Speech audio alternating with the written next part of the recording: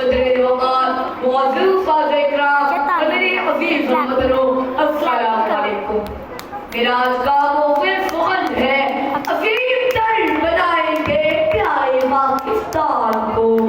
آج وطن عزیز کو مارے مدھونا ہوئے 76 برس ہو گئے ہیں اور ہر گزرتے سال پاکستان نے ترقی کی کئی منازل طے کی ہے. جناب والا عروج و زوال ضرور آتے رہے ہیں.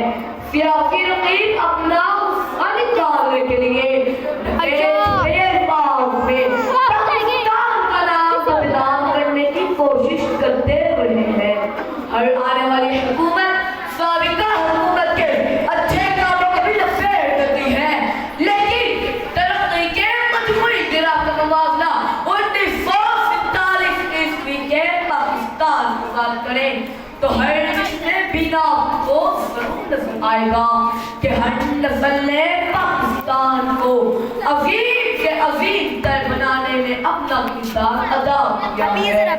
قائد اعظم اور لیاقت علی خان کی پیش اور سامان کابینہ سے لے کر ایوب خان کے پاکستان کو ایشین ٹائگر بنانے تک اور بھٹو کے ایٹم بم بنانے سے لے کر موجودہ انفارمیشن ٹیکنالوجی تک ہر دور میں وطن کو عظیم تر بنانے کی کامیاب جدوجہد ہوتی رہی ہے.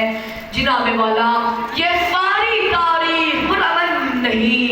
1947 عیسوی سے آج تک پاکستان نے گھر و سر 8 جنگیں لڑی ہیں.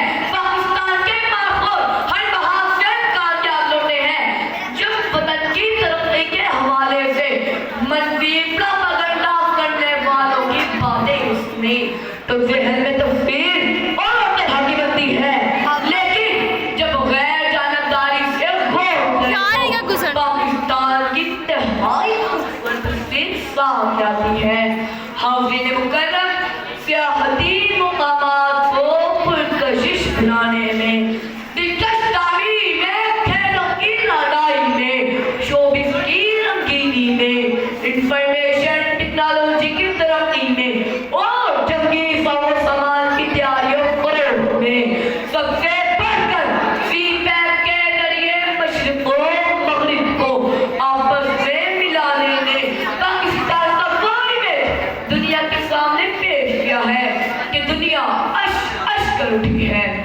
وہ سنگ گرا جو حائل ہے رستے سے ہٹا کر دم لیں گے.